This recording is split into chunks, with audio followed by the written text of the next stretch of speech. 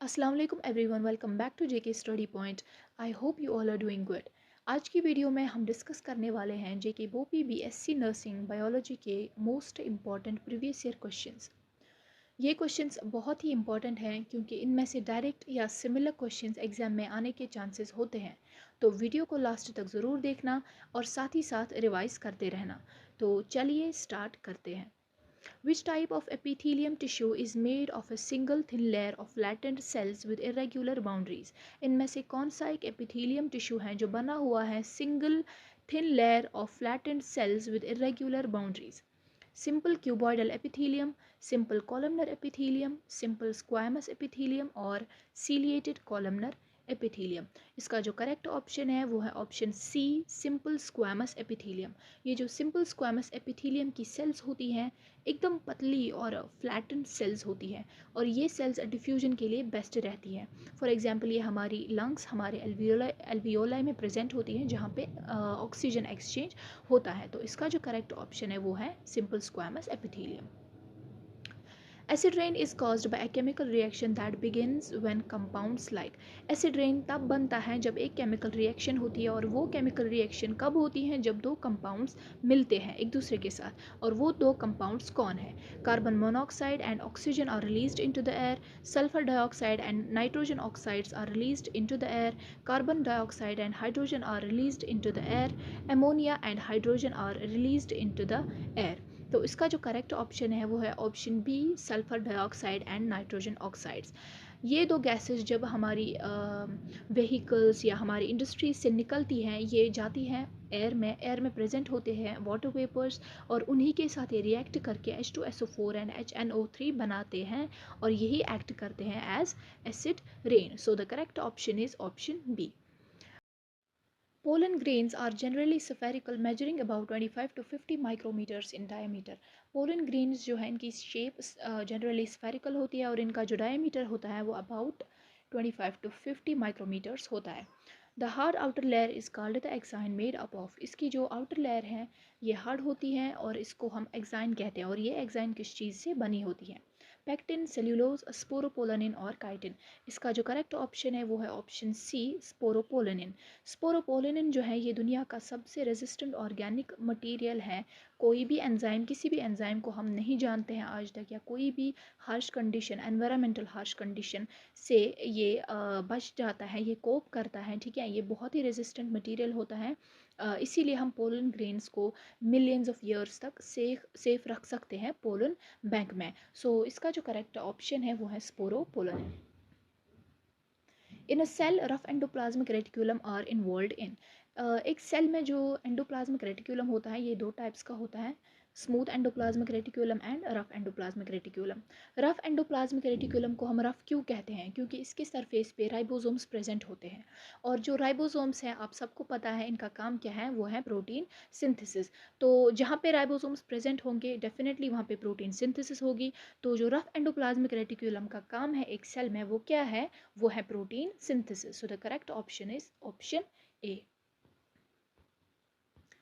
Which of the following cells lined inside the seminiferous tubules provide nutrition to the germ cells? Seminiferous tubules कहाँ पर present होते हैं? ये mail के testis में प्रेजेंट होते हैं। ठीक है, तो इनकी जो इनसाइड जो वॉल लेयरिंग है इसकी, वहाँ पे कुछ सेल्स प्रेजेंट होती हैं जो डेवलपिंग स्पर्म या जर्म सेल्स को न्यूट्रिशन प्रोवाइड करते हैं। तो ये इन सेल्स का नाम क्या है जो डेवलपिंग स्पर्म को न्यूट्रिशन प्रोवाइड करता है? Fimbriae, Leydig cells, interstitial cells और सर्टोलाई सेल्स। इसका जो करेक्ट ऑप्शन है वो है ऑप्शन डी, सर्टोलाई सेल्स, जिनको हम नर्स सेल्स भी कहते हैं। ये जो डेवलपिंग स्पर्म होता है उसको फूड और सपोर्ट देते हैं। ठीक है, सो इसका जो करेक्ट ऑप्शन है वो है option D. Name the micro organism used in the commercial production of citric acid. Citric acid produce करने में कौन सा माइक्रो ऑर्गेनिज्म यूज होता है? क्लोस्ट्रीडियम ब्यूटाइलिटिकम, एस्परजिलस नाइजर, एसिटोबैक्टर एसिटे और सैकेरोमाइसिस सर्वेसी। तो इसका जो करेक्ट ऑप्शन है वो है ऑप्शन बी, एस्परजिलस नाइजर। ये एस्परजिलस नाइजर एक फंगस है जो इंडस्ट्रियल लेवल पे सिट्रिक एसिड बनाता है जो हम सॉफ्ट ड्रिंक्स में यूज़ करते हैं। सो इसका जो करेक्ट ऑप्शन है वो है option B. The humus is further degraded by some microbes and release of inorganic nutrients occur by the process known as। तो जो ह्यूमस है सेवेज वाटर ट्रीटमेंट में जो ह्यूमस बनता है इसको फर्दर डिग्रेड किया जाता है बाय सम माइक्रो ऑर्गेनिजम्स। ठीक है, जो डिग्रेड होके इनऑर्गेनिक न्यूट्रिएंट्स को रिलीज करता है, और इस प्रोसेस को हम क्या कहते हैं? स्ट्रैटिफिकेशन, फ्रेगमेंटेशन, डिकम्पोजिशन और मिनरलाइजेशन। तो इसका जो करेक्ट ऑप्शन है वो है ऑप्शन सी, मिनरलाइजेशन। जो माइक्रोब्स होते हैं, माइक्रोब्स ऑर्गेनिक मैटर को तोड़कर inorganic nutrients like nitrogen, phosphorus, potassium बनाते हैं जो प्लांट्स यूज़ कर सकते हैं। ठीक है, तो इसका जो करेक्ट ऑप्शन है वो है option D. The insertion of genes into an individual's cells and tissues to treat diseases, especially hereditary diseases is। Hereditary diseases means जो genetically एक इंसान में आई हो, जो उसके पेरेंट्स या उनके पेरेंट्स से आई हो, तो उनको हम ट्रीट करने के लिए जो उस इंडिविजुअल के डीएनए में कुछ ऐसे जीन्स डालते हैं, ठीक है, जो उसको उस डिज़ीज़ को ट्रीट करते हैं। तो इस प्रोसेस को हम क्या कहते हैं? Bio remediation, bio accumulation, biopiracy और जीन थेरेपी। तो इसका जो करेक्ट ऑप्शन है वो चेहरे से ही दिखता है, वो है option C, sorry option D, gene therapy. जो डिफेक्टिव जीन्स होते हैं एक इंसान में उनको रिप्लेस करके रिपेयर करना, जेनेटिक डिजीज़ ट्रीट करने के लिए हम जीन थेरेपी करते हैं, यानी हम न्यू जीन्स डालते हैं पुरानी सेल्स में या पुरानी डीएनए में। ठीक है, उसको हम जीन थेरेपी कहते हैं। The part of leaf by which it is attached to the stem is called. वो कौन सा पार्ट है लीफ का जिसके ज़रिए ये एक ट्री के स्टेम से अटैच होता है? Veins, lamina, petiole, midrib. इसका जो करेक्ट ऑप्शन है वो है ऑप्शन सी, पीटियोल, जिसको हम लीफ स्टॉक कहते हैं। ठीक है, moving to our next question, a monohybrid cross results in a phenotypic ratio of। तो मॉर्गन ने जो अपना एक्सपेरिमेंट किया था उसमें उसने जो मोनोहाइब्रिड क्रॉस किया था उसमें रिजल्ट में फिनोटिपिक रेशियो क्या निकला था? 1:2:1, 3:1, 2:2 और 1:4। तो इसका जो करेक्ट ऑप्शन है वो है 3:1। 3 मीन्स जो डोमिनेंट ट्रेट थे उसके वो 3 निकले और एक रिसेसिव ट्रेट निकला। तो इसका जो करेक्ट ऑप्शन है वो है option B. The mesh-like structures formed from the masses of bacteria held together by a slime and fungal waste water treatment is called as filaments in। तो सेवेज वाटर ट्रीटमेंट में mesh like structures बनते हैं, जो bacteria होते हैं वो एक दूसरे के साथ चिपक के रह जाते हैं by slime and fungal waste water treatment, जिनको हम फिलामेंट्स कहते हैं। और ये किस प्रोसेस में होता है? Primary sludge, activated sludge, anaerobic sludge और फ्लॉक्स। इसका जो करेक्ट ऑप्शन है वो है option D, flocs. Flocs means bacteria plus fungi. ठीक है, बैक्टीरिया प्लस फंगाई ये मिलकर क्लम्प्स बनाते हैं जो सेवेज वाटर ट्रीटमेंट में काम आता है। Biological nitrogen fixation BNF occurs when atmospheric nitrogen is converted to ammonia by an enzyme called। Biological nitrogen fixation तब होती हैं जब एटमॉस्फेरिक नाइट्रोजन को कन्वर्ट किया जाता है एमोनिया में बाय एन एंजाइम। किस एंजाइम के ज़रिए? कौन सा एक ऐसा एंजाइम है जो एटमॉस्फेरिक नाइट्रोजन को कन्वर्ट करता है एमोनिया में? एमाइलेस, नाइट्रोजनेस, लाइपेस और कैटालेस। इसका जो करेक्ट ऑप्शन है वो है नाइट्रोजनेस। ये नाइट्रोजनेस जो है एटमॉस्फेरिक नाइट्रोजन को एमोनिया में कन्वर्ट करता है।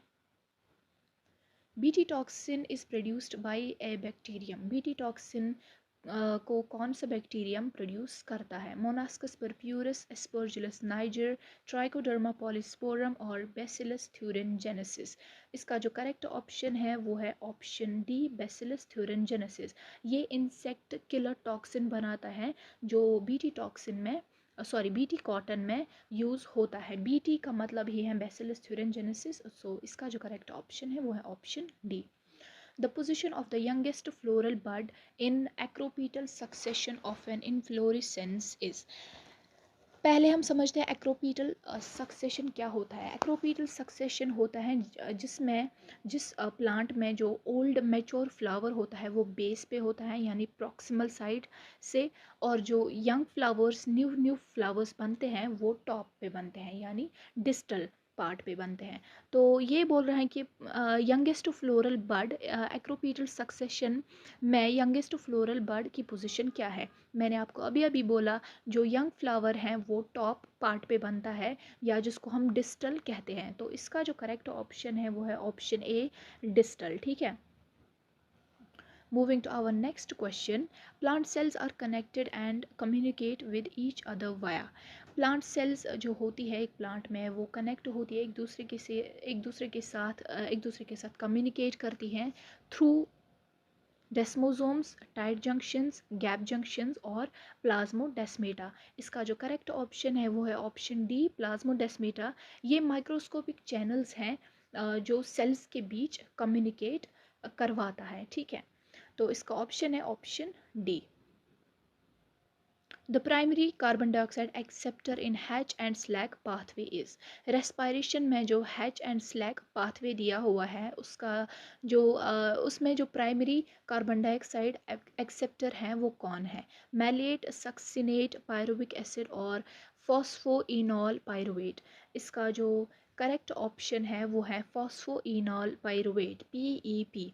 जो पीईपी है कार्बन डाइऑक्साइड को फिक्स करता है और यही हमारी फोटोसिंथेसिस के लिए एफिशिएंट होता है। Name the cell organelles which have its own DNA. कौन से दो सेल ऑर्गेनेलीज ऐसे हैं जिनका खुद का डीएनए होता है। Mitochondria and chloroplast, Golgi complex and ribosomes, endoplasmic reticulum and lysosomes. Option D nucleus and vacuoles. इसका जो करेक्ट ऑप्शन है वो है option A mitochondria and chloroplast. ये दोनों ही सेल ऑर्गेनेलीज जो हैं ये एंडोसिम्बायोटिक, इनका जो ओरिजिन है वो होता है एंडोसिम्बायोटिक ओरिजिन यानी इनका अपना खुद का अपना डीएनए होता है। Some carrier transport proteins allow diffusion only if two types of molecules move together। कुछ कैरियर या ट्रांसपोर्ट प्रोटीन्स डिफ्यूजन को तभी अलाउ करते हैं जब दो किस्म के मॉलिक्यूल्स एक साथ मूव करते हैं। When a molecule moves across a membrane independent of other molecules the process is called. S P उधर कुछ नहीं है, इसको आप इग्नोर करना। तो ये बोल रहा है क्वेश्चन में कि जब मॉलिक्यूल मेम्ब्रेन के अक्रॉस मूव करता है इंडिपेंडेंट ऑफ अदर मॉलिक्यूल्स, किसी दूसरे मॉलिक्यूल पे डिपेंड नहीं होता है, अकेले ही मूव करता है, उस प्रोसेस को हम क्या कहते हैं। यूनिपोर्ट, सिम्पोर्ट, एंटीपोर्ट और टर्जिड। ये ऐसे ही समझ आता है आपको। यूनी मीन्स वन, तो सिंगल मॉलिक्यूल ही ट्रांसपोर्ट करता है ना खुद को अक्रॉस द मेम्ब्रेन। सो इसका जो करेक्ट ऑप्शन है वो है यूनिपोर्ट, क्योंकि एक ही मॉलिक्यूल मूव करता है बिना किसी दूसरे मॉलिक्यूल के। सो इसका करेक्ट ऑप्शन है option A. The oral cavity has a number of teeth and muscular tongue. जो ओरल कैविटी है हमारी या किसी भी अदर ऑर्गेनिज्म की, इसमें ऑब्वियसली क्या प्रेजेंट होती है, एक तो टीथ प्रेजेंट होते हैं और मस्क्यूलर टंग प्रेजेंट होती है। Each tooth is embedded in a socket of jaw bone.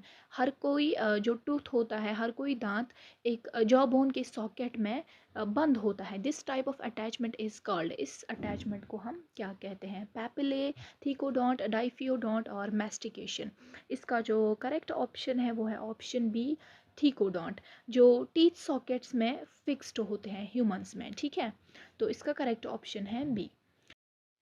Which of the following is an example of man made ecosystem. Man made ecosystem की इनमें से कौन सी एग्जाम्पल है, यानी वो इकोसिस्टम जो इंसान ने खुद बनाया है। फॉरेस्ट, क्रॉप फील्ड्स, पॉन्ड और डेजर्ट। इसका करेक्ट ऑप्शन है ऑप्शन बी क्रॉप फील्ड्स, क्योंकि क्रॉप तो हम खुद ही उगाते हैं सब, तो इसीलिए इसको हम मैन मेड इकोसिस्टम कहते हैं।